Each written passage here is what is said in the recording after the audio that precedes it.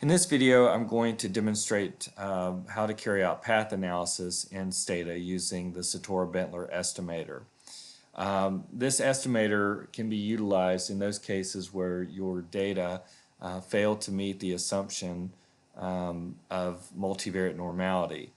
And this assumption is important when you are utilizing maximum likelihood estimation. So the basic idea is that this estimator helps to calibrate the chi-square value and the standard errors in your model so that you don't end up inadvertently rejecting a model that demonstrates only minor levels of misspecification, nor having an increased type 1 error probability associated with your test for the model parameters due to a deflation in the standard errors.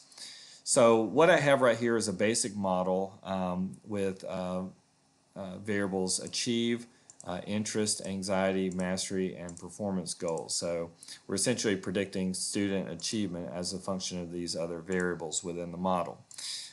Just taking a quick look at our data set, you can see that these are all the variables, and this is actually a complete data set that we're going to run our analysis from. So the first step is after you draw out your model and you've imported your data, you'll go to estimation, go to estimate, and when this box comes up, you'll see the method is maximum likelihood. There's also maximum likelihood with missing values, and that's essentially generating a full information maximum likelihood estimation. And then under SE Robust tab right here, you have the option for Satorra Bentler estimator. This will only become active if you are running your analysis using maximum likelihood estimation. If you click on the maximum likelihood with missing values option, then you don't have that option moving forward. So you can't use the Satorra Bentler estimator if you're running your analysis using full information maximum likelihood. So that's just something to kind of keep in mind moving forward. So I'm going to run this first analysis just using the default standard errors with maximum likelihood estimation. So I'll click on OK, and the model is basically run. So these are the parameter estimates within the model. And you can see that we have ML for maximum likelihood estimation. Our sample size was 140, and as I said before, this was a complete data set. So you'll notice the standard errors are set as OIM standard errors. This is just basically the standard approach to generating those errors. If I want to look at the overall goodness of fit values, I'm going to click on I'm going to type in estat, GOF, and then comma, stats. Then inside the parenthesis, I'm going to type all and then hit enter. And so now you can see that we have essentially chi-square test value right here, RMSCA is 0.177, the CFI and TLI that are estimated, and then also the standardized root mean square residual, which is 0.072 here. And overall, the fit of the model is not particularly good, but nevertheless, that's just we're just kind of demonstrating the different components of our output. If I want to look at the equation level goodness of fit, I can type in estat, EQ, GOF, and then you can see the R-square values for the model as well. So now let's re-estimate the model, but ask for the Satorra Bentler estimate. So I'm going to click on estimation, and in this case I'm going to go to SE Robust tab, scroll down and click on Satorra Bentler estimator and click on OK. And so now the model is being run again, but in this particular case, when we go to our output, you can see that the coefficients are going to be the same, but the Satorra Bentler standard errors are now provided. And so now you can see that the Z values and the Z tests, as well as the confidence intervals, all those are adjusted based on the adjustments for the Satorra Bentler standard errors. So just kind of scrolling up and looking at the difference, you can see Z values of 9.05, 4.93 before. 9.53, 5.37 after. So, and then the standard errors themselves, you can see, 0.085, 0.270 versus 0.08 and 0.248 here. So we have adjustments to the standard errors right here. So at any rate, those are just kind of a few differences that you see between the two approaches. All right, so now we're going to ask for the ESTAT GOF and look at the overall goodness of fit. And now I'm going to type in stats and inside the parenthesis all. And so now you can see that we have the Satorra Bentler chi-square. So that's the chi-square test value and the p-value after using the Satorra Bentler estimator. This is prior to using the estimator. So you can see the chi-square test value is a little bit lower than it was previously where we had not made that adjustment.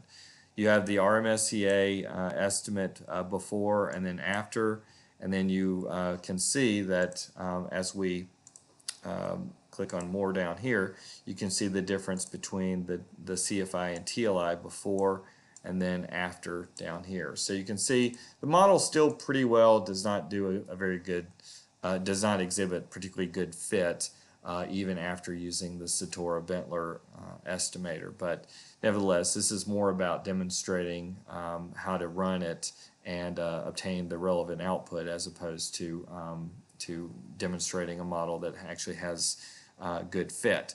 All right, so the other thing to kind of note is that let's say I want to run my analysis and I have missing data. So I'm going to click on this right here, and I'm pulled in a data set that has the same variables, but I've actually incorporated missing values. So you can see the blank spaces in here are reflecting missing values on the variables.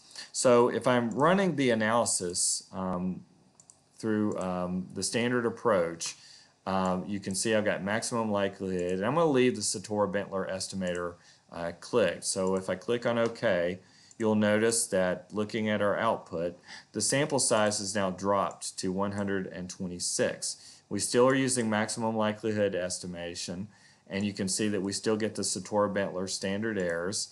And if we go back and look at our ESTAT GOF stats all, you can see that we still get the Satorra Bentler chi-square value and significance test. You can also see that we get our Satorra Bentler RMSEA, and then obviously if we click on more down here, we can look and see that we get our Satorra Bentler adjustments to the CFI and the TLI. Now, as I said before, though, you can't ask for use maximum likelihood with missing values and get the Satorra Bentler estimator. So you can't. So we do have missing data in this particular case, and so if I chose to use this route right here in order to deal with the missing data, then I don't have the option to use the Satorra Bentler estimator. If I use the maximum likelihood estimation with the Satorra Bentler estimator, I do get that information, but essentially the program runs a listwise deletion, and so if there's a case that has missing data or missing values on any of our variables, that case is excluded from consideration when we're estimating the model parameters. So that is a downside of using this particular strategy,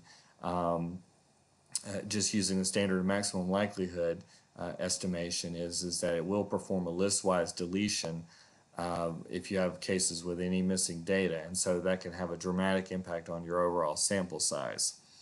So that pretty well provides an overview of the Satorra Bentler estimator and how you can use it in Stata. And this was not meant to be a comprehensive overview of the approach, but rather just to demonstrate how you can use it in the context of path analysis using Stata.